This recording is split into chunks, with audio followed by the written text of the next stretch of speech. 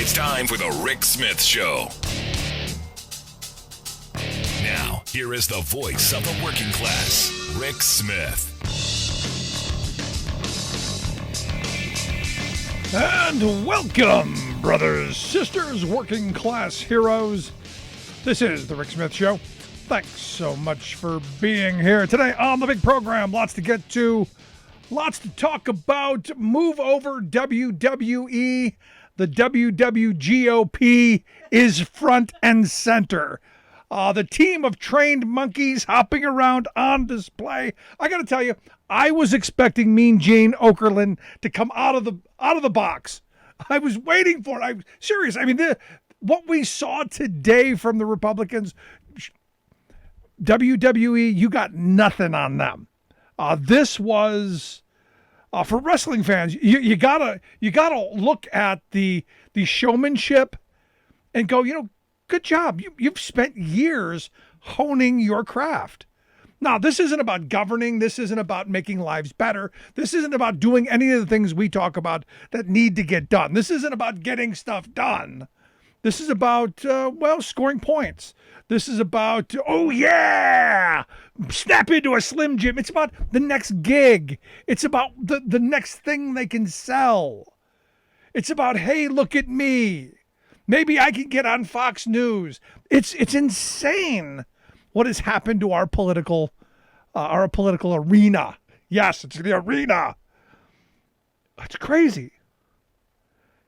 But predictable. This is the world that we're in. And look, I know people in Congress, when you talk to them aside, you realize that the showmanship, the game, what we see on the cable news channels and the kind of display that we see is all staged. It's all political theater. It's all bread and circus. It's all to keep us at each other so that we don't demand that they actually get something done.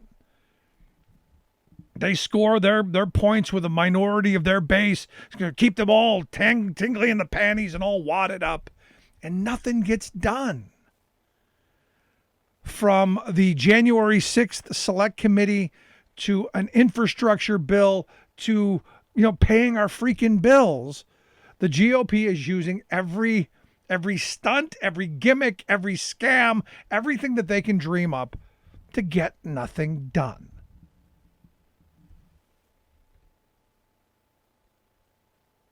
There was a moment, and this is one of those things where I want to start today with, there was a moment of truth. And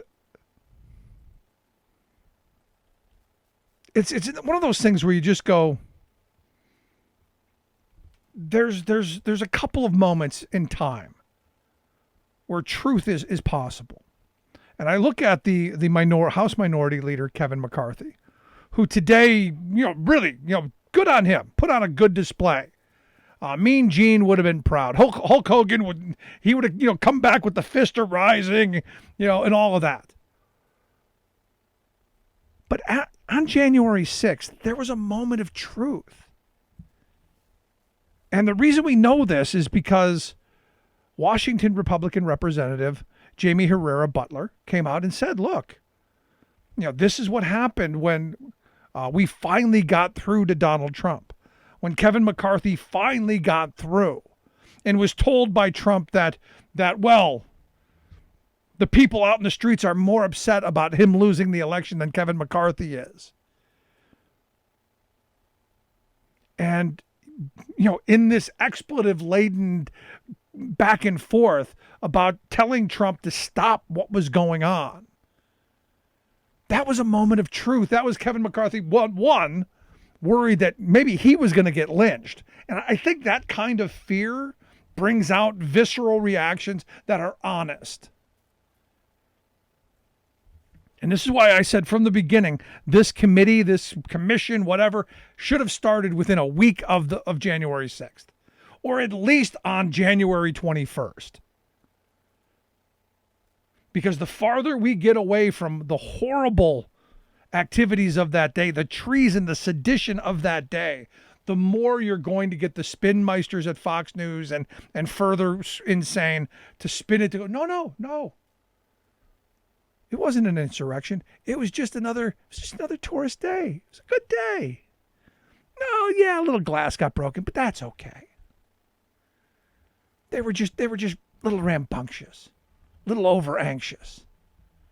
You got the president himself saying the reason that they were doing it was to stop the certification of the election. You've got people coming out and saying, yeah, that's the reason we went. Wasn't that the whole reason? It's a revolution. We were storming the Capitol to stop the business of the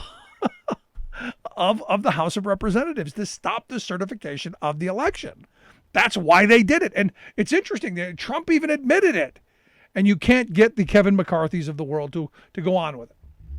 Now, the story today, clearly, Kevin McCarthy came out with his handful of representatives that he wants on the select committee. And Nancy Pelosi said, sorry, we're not going to put Jim Jordan and Jim Banks on the committee. Personally, I think it was a dumb idea. I think you should have left Jim Jordan and Jim Banks there. Let them do their dog and pony show. That just me. I would have left them there. And I would have ridiculed them at every opportunity, and I would have highlighted their insanity and their loyalty and highlighted what they were doing. Now, I do understand why she said, no, these are unprecedented times. We're not doing this. We're not turning this into a dog and pony show. I do understand it. Personally, don't agree with it. This is going to give them the opportunity to do more of this WWGOP grandstanding that they're really good at. And why are they good at it? They got a lot of places to do it. Understand, conservative right-wing media is dominant in this country. It is the dominant media in this country. Now everyone, oh, no, Rick, no, the liberal ABCs and NBCs, the liberal alphabet media. I love how they turn that. I love how they turn that for themselves.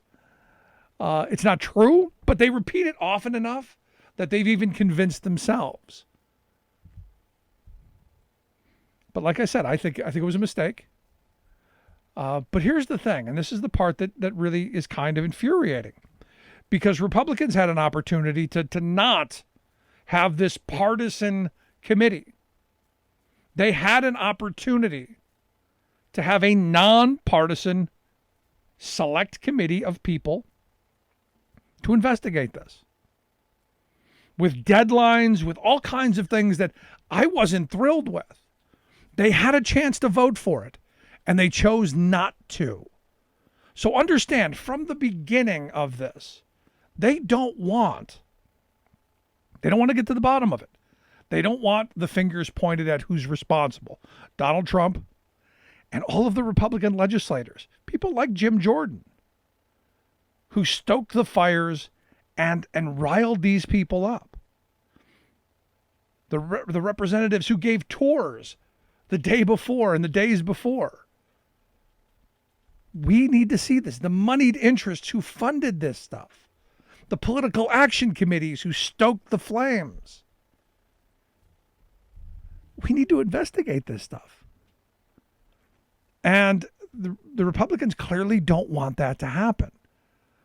They clearly do not. And look, someone like Banks and Jordan, they are people who are diehard Trump people. They are going to they're going to be basically Trump's defense team.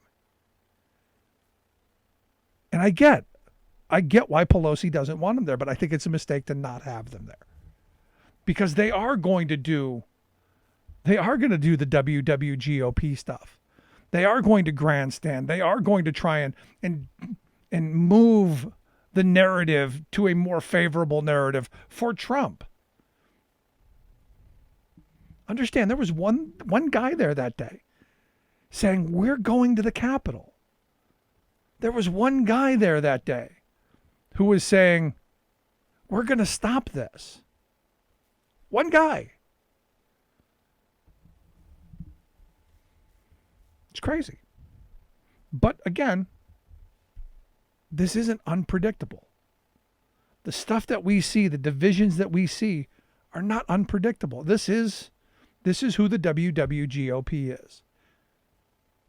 This is wrestling stuff. This is all designed for the camera.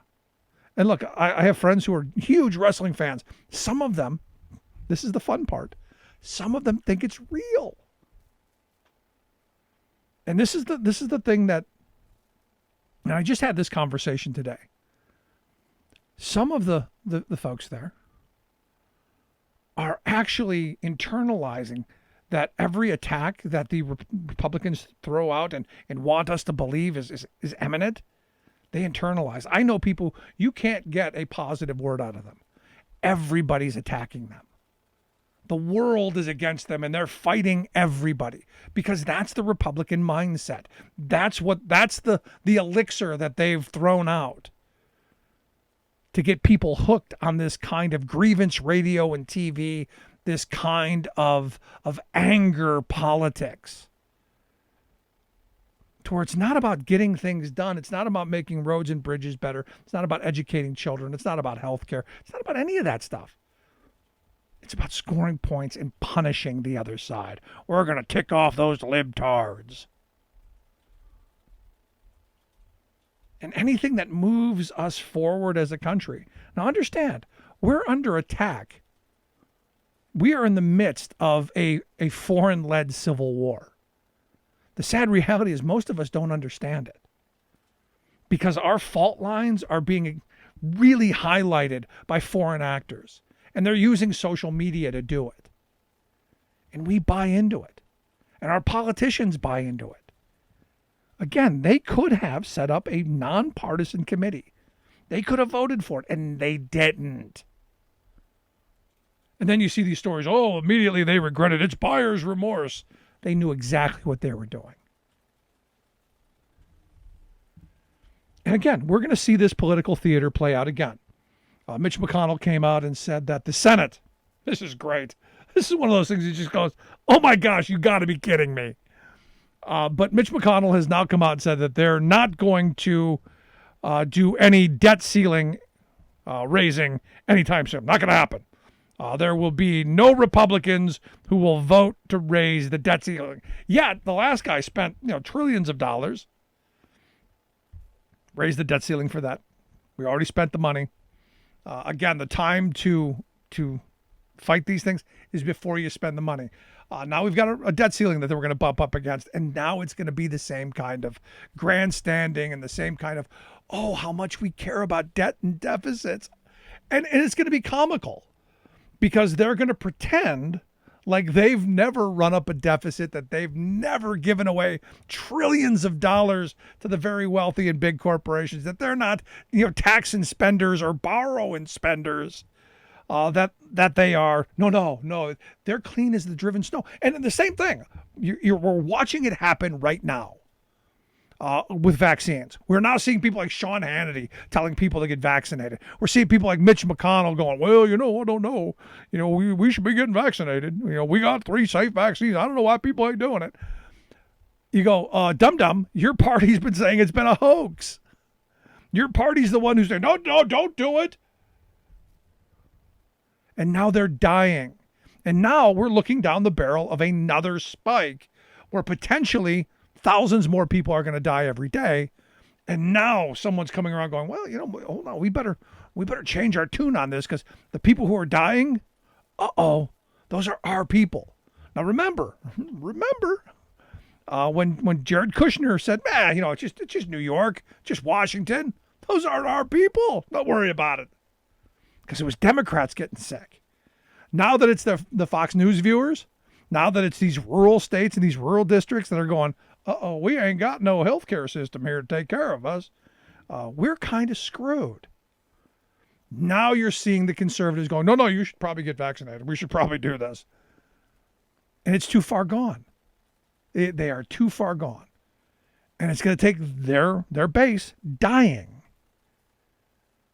And maybe that's the lesson learned. I mean, maybe that's it.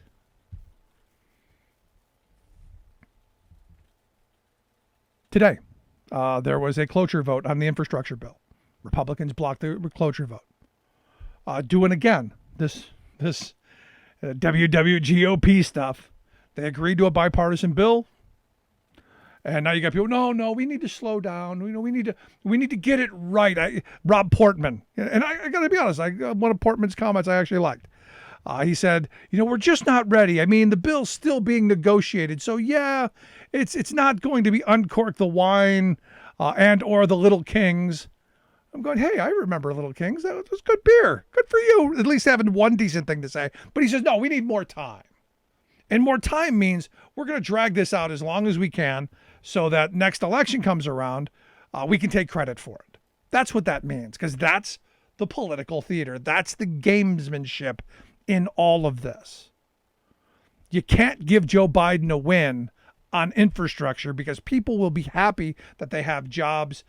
They'll be happy that their community's getting the infrastructure that they need. They'll be happy that their internet doesn't suck. They'll be happy that their kids are going to get an education. They're going to be happy. They're going to be happy. And when people are happy, they're not mad. And when they're not mad, you can't rile them up. And these kind of bizarre tactics that we've been seeing the Republicans get away with don't work. When you can't make people jealous or angry, their tactics don't work. So what they have to do is they have to make sure they keep throwing the wrench into the gears. They need to keep gumming things up. They need to keep slowing things down so things don't get done. So that people give me the, Rick, them there Democrats and Republicans, they're all alike.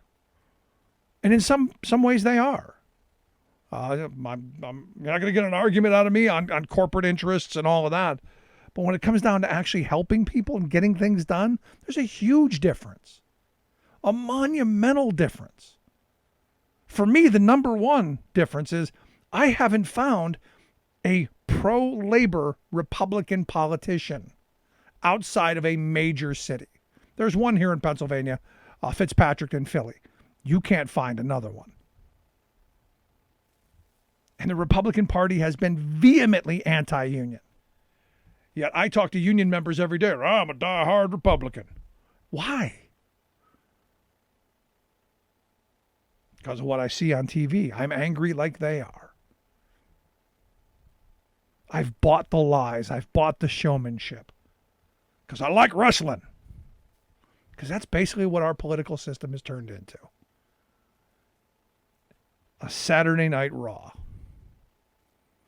Sad stuff. Love to hear your thoughts. You can email me, rick@thericksmithshow.com. Going to take a quick break. Right back. Stick around. You're listening to The Rick Smith Show. We're working people. Come to talk. There's nothing more American than workers standing up, and the union gives a voice to win. On The Rick Smith Show.